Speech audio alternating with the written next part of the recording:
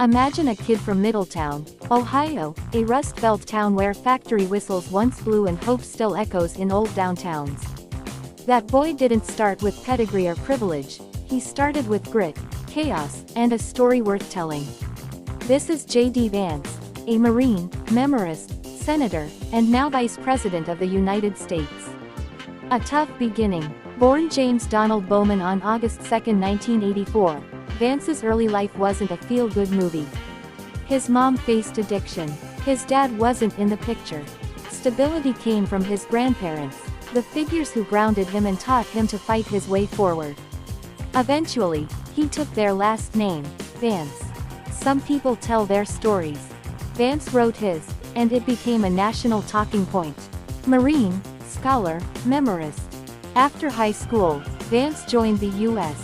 Marine Corps, serving as a combat correspondent and deploying to Iraq, not as a headline hero, but as someone who reported on life in the fog of war. Back home, he powered through Ohio State University, then Yale Law School, where future presidents, ambassadors, and yes, vice presidents sharpened their minds. But the story that launched his public life wasn't a degree, it was a book. Hillbilly Elegy, the memoir that changed everything.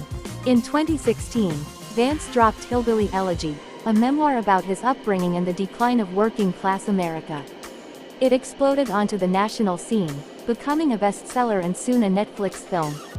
Suddenly, a guy from Ohio was America's unofficial portrait of the forgotten middle class. Not every politician writes a book, but not every politician is a bestseller.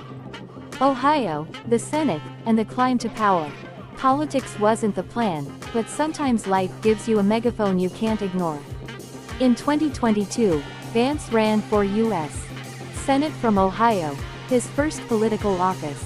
Riding the wave of his national profile, he won the seat and headed to Washington. In just over 2 years in the Senate, he built a reputation as an outspoken conservative voice before resigning in early 2025 to take on something even bigger: Vice President of the United States. He's one of the youngest vice presidents in U.S. history and the first Marine to hold the office. The Vice Presidency, power and influence.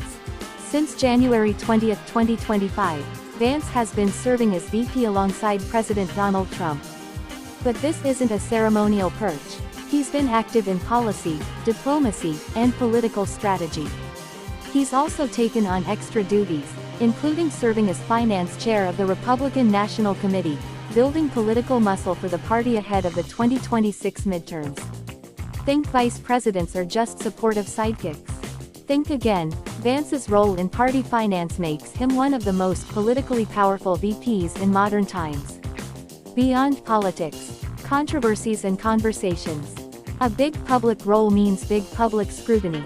Vice President Vance has drawn headlines not just for policy, but for bold gestures, whether training with Navy SEALs or weighing in on geopolitical flashpoints like Ukraine and the Middle East. And everywhere he goes, he sparks debate, from critics who challenge his rhetoric to supporters who see him as a future presidential contender.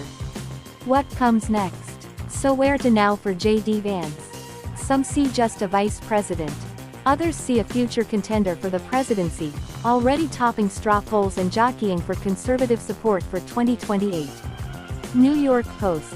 Whatever the next chapter holds, one thing's clear: J.D. Vance's story, from Hillbilly Elegy to the halls of power, is about far more than politics.